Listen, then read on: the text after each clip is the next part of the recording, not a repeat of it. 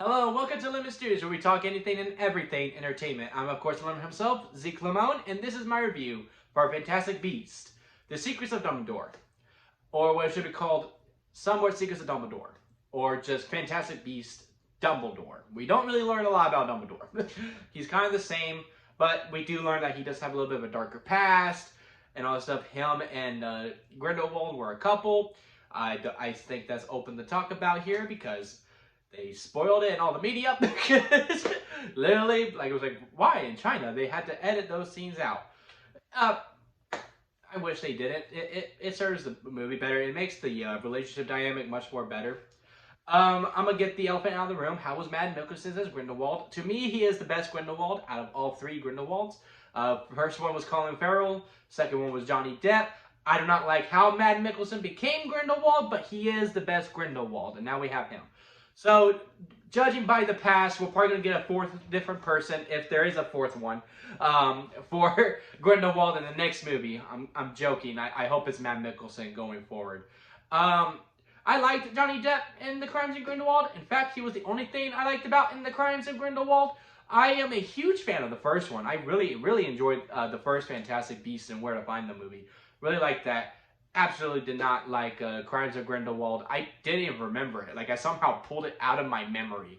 And I rewatched it yesterday before I went to go see this movie. And I was like, oh yeah, this is why I forgot.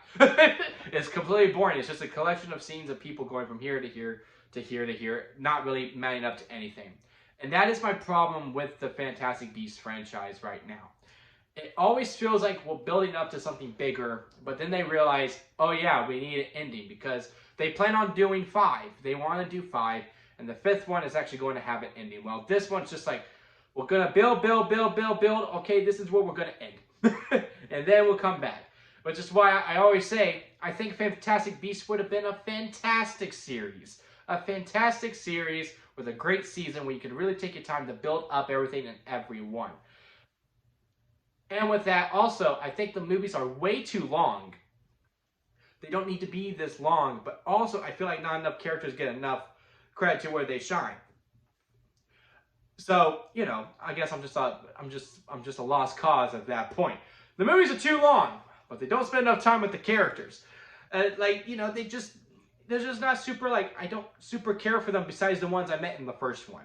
Like, I care for Newt. I care for, Kowalski. I care for... I cannot remember the 2 girls' names.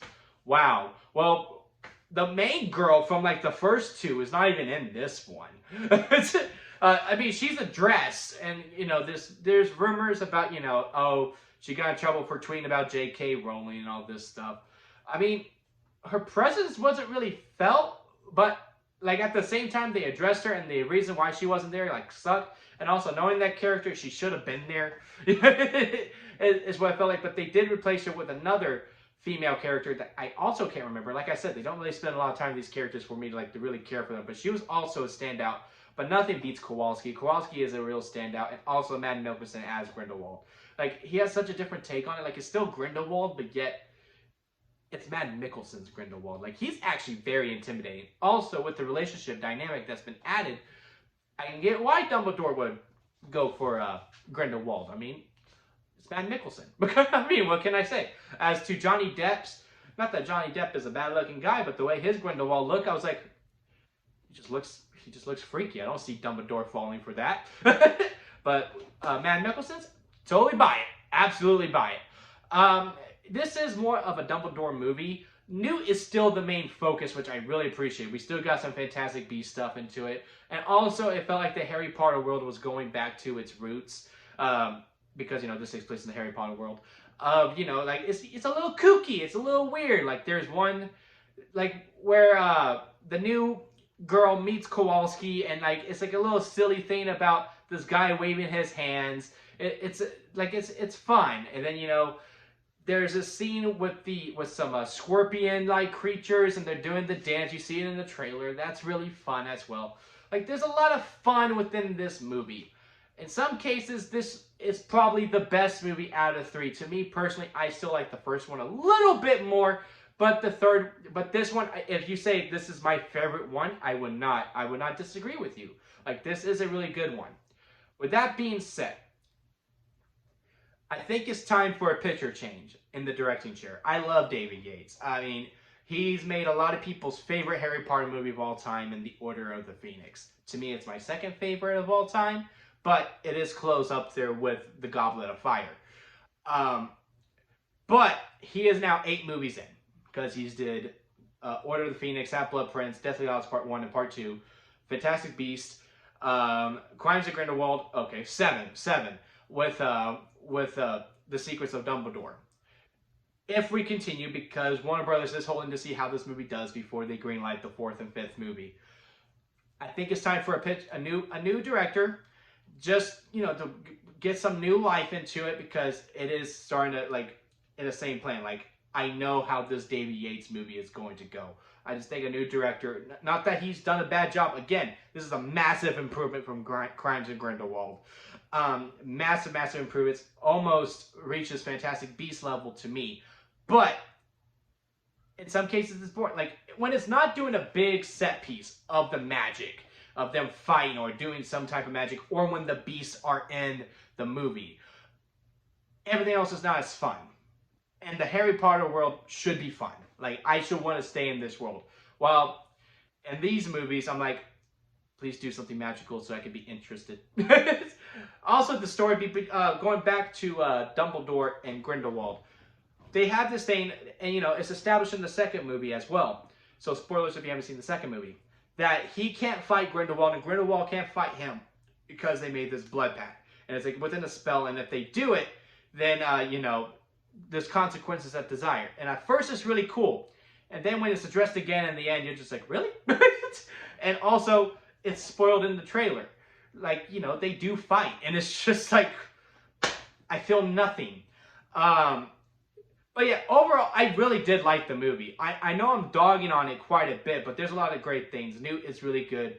It goes back to its roots, that it's kind of hokey and pokey with the Wizarding World. There's a lot of fun set pieces. This actually has a story, and I actually bought the ending to this one a little more as opposed to Crimes of Grindelwald, where it just felt like, all right, we're hanging out. Okay, now we're done. This one kind of does that as well, but this one I was like, okay, this is the third act. Like, I'm like, okay, we are in the third act. I know this is about to wrap up, so I was able to adjust in as to being completely surprised as in the second one. With that, it's a better structure. Again, characters are really good. Matt Nicholson is great. All the actors did fine for what they are. I'm just not super attached to the ones that I just did not get that I didn't meet in the first movie. And, you know, again, it all depends on box office. I know this movie has a lot of uphill climbing to do with all the controversies that have surrounded around it.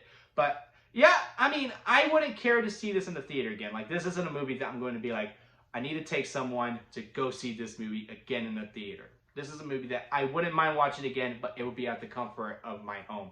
If I had to rank this on the lemon scale, where sour lemon is worst, expired store-bought lemon is the next, then it's store-bought, then it's lemonade, freshly squeezed lemonade, and then strawberry lemonade being at the very top. This is a store-bought lemonade. It's store-bought for the problems being it's too long, characters I'm not super attached to, but the strengths are that this one is actually a story. The acting is fine and very fun set pieces. But yeah, it's not lemonade and it's not freshly squeezed and definitely not a strawberry lemonade by any of the means necessary. But this movie's not awful by any means. It is a good time. If you go see it, and if you enjoyed the first two, I don't see how you would enjoy the second one. But if you did enjoy the first two, I don't see why you would not like this one. And that it possibly wouldn't be your favorite out of the three. But what are your thoughts on Fantastic Beasts, The Secrets of Dumbledore? Comment below and let me know. If you like this video, give it a like. And if you liked me, consider hitting that subscribe button as I am trying to grow into my YouTube career. And that'll be it for me, guys. And I'll see you here next time at Lemon Studios.